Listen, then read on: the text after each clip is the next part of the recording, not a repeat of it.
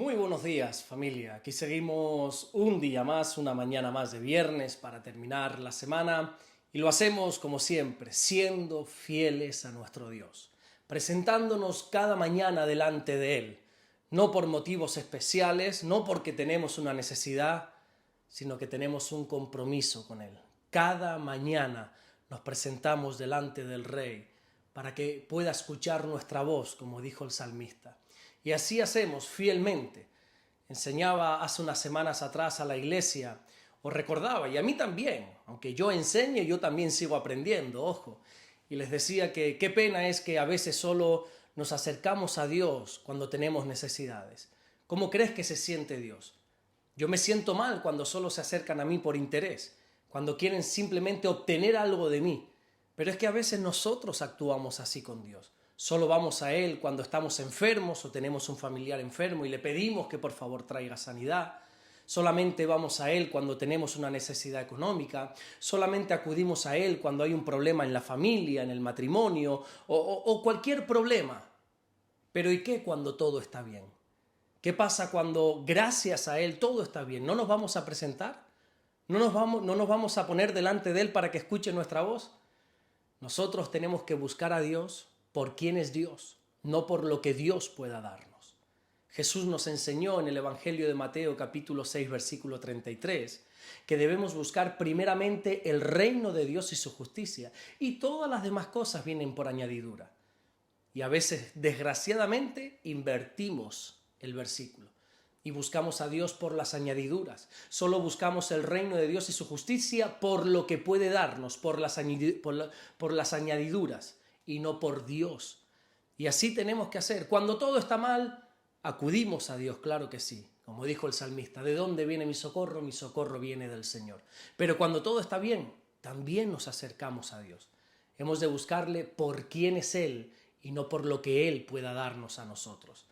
Y así nos acercamos en esta mañana delante de Dios y leemos el versículo 29 del Evangelio de Mateo en el capítulo 18, que así dice: Entonces su consiervo, postrándose a sus pies, le rogaba diciendo: Ten paciencia conmigo y yo te lo pagaré todo. Sé que quizá este versículo te resulta muy pero que muy familiar, porque solamente 3 versículos atrás leíamos esta misma acción, pero llevada a cabo por otra persona.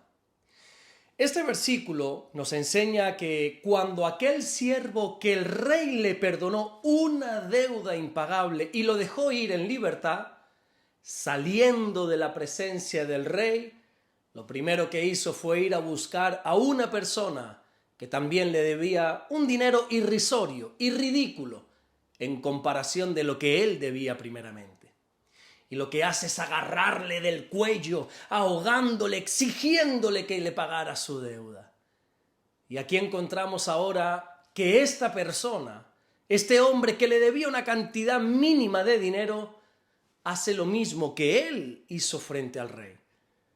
Dice el versículo que se postró a sus pies y le rogaba diciendo: Ten paciencia conmigo y yo te lo pagaré todo. Es que son prácticamente las mismas palabras que el primer hombre hizo delante del rey. Este hombre también se postró frente a la persona que le debía dinero. No intentó justificarse. No intentó explicarle los motivos por los cuales quizás no le había pagado todavía. Este hombre no intentó hacerle ver que no era su culpa, sino que simplemente se postró a sus pies. Y se postra a sus pies no pidiendo misericordia. En ningún caso este hombre pretendía que su deuda fuera perdonada, le fuera quitada. Él solamente le pidió tiempo. Solamente pidió un poco más de tiempo para poder devolverle todo ese dinero que le debía. Fíjate, porque no se está negando a pagar, solamente le está pidiendo más días. Piensa por un momento en ti mismo y analiza cómo actúas tú cuando Dios te llama a hacer cuentas. O quizá no Dios, sino que a lo mejor es otra persona quien quiere arreglar una deuda pendiente contigo. Y espero que cuando estemos hablando de deudas no te estés yendo al dinero, no te estés yendo a lo económico. Porque aquí esta parábola, aunque se usan términos económicos, Jesús en ningún momento pretende centrarse en las deudas de dinero, sino que el fin es hablar de esas deudas morales, de esas deudas que nosotros hemos adquirido con nuestros pecados. ¿Cómo reaccionas tú cuando alguien te pide explicaciones de tu pecado? Mira, por experiencia te diré que la gran mayoría de las personas pretenden justificar su pecado. Quieren hacer ver que si se han equivocado, no es porque ellos lo hayan querido, sino que siempre hay otros motivos. Bueno, es cierto que luego hay una gran mayoría que quizás reconoce su error, piden perdón, pero inmediatamente usan la palabra incorrecta. Pronuncian esa dichosa palabra que lo cambia todo, que es la palabra pero. Sí, es verdad, me equivoqué, pero fue porque. Es verdad que cometí un error, pero no fui el único. Tienes razón que metí la pata, pero es que me vi obligado. Es verdad que grité, es verdad que me alteré, pero es que la otra persona me sacó de mis casillas.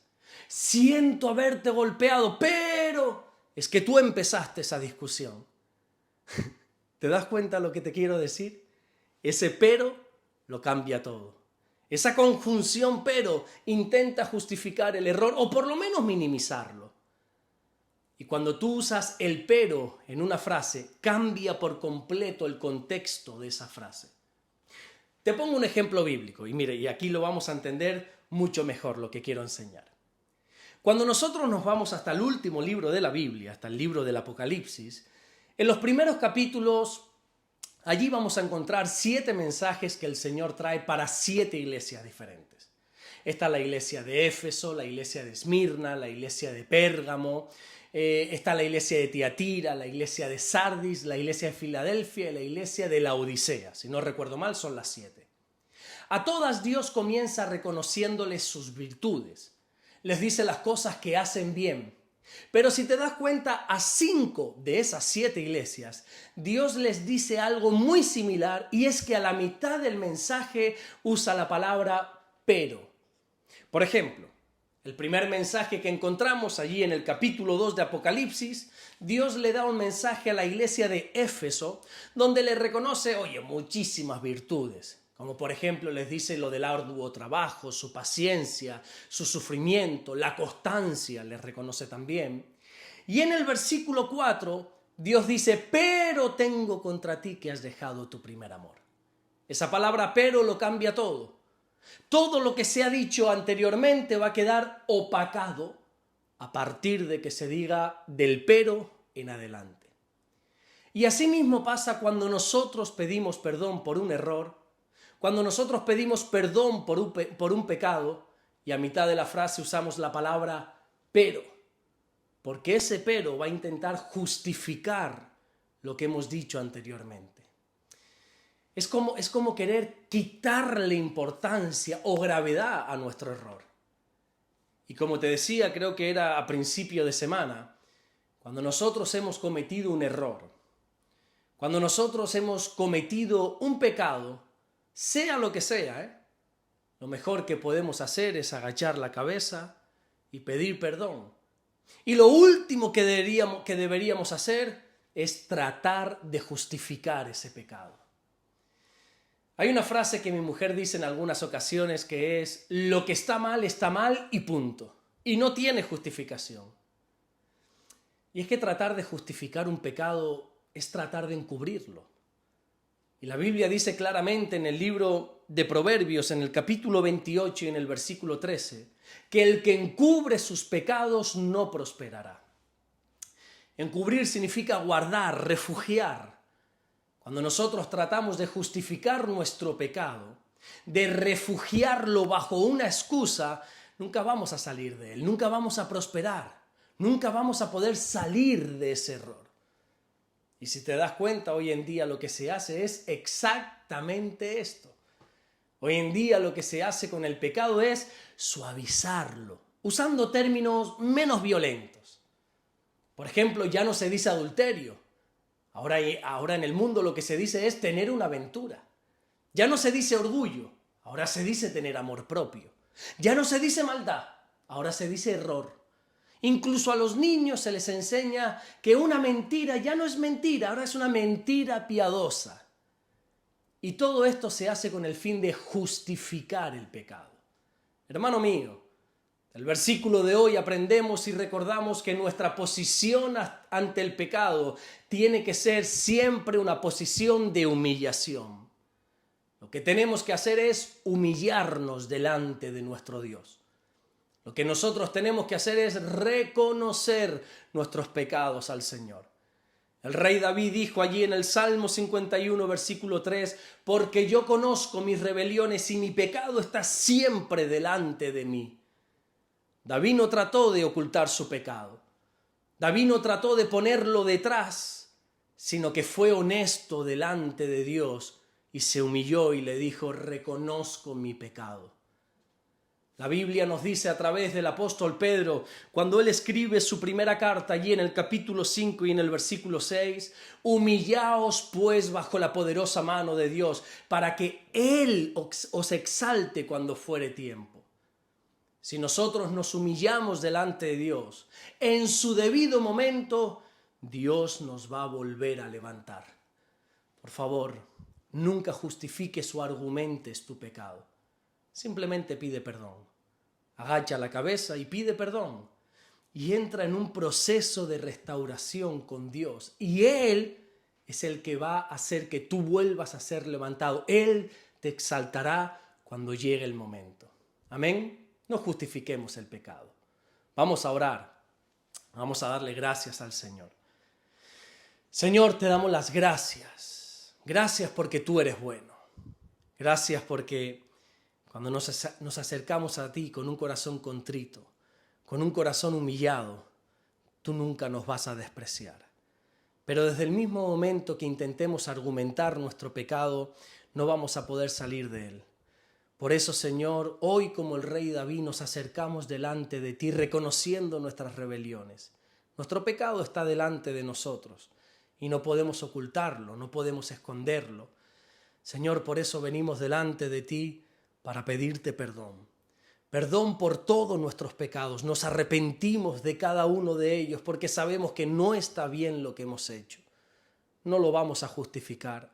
No vamos a intentar tratar de convencerte de que lo hicimos por algún motivo, sino simplemente agachamos nuestra cabeza y te pedimos perdón. Como este siervo que encontramos en la parábola que se postró a los pies y clamó.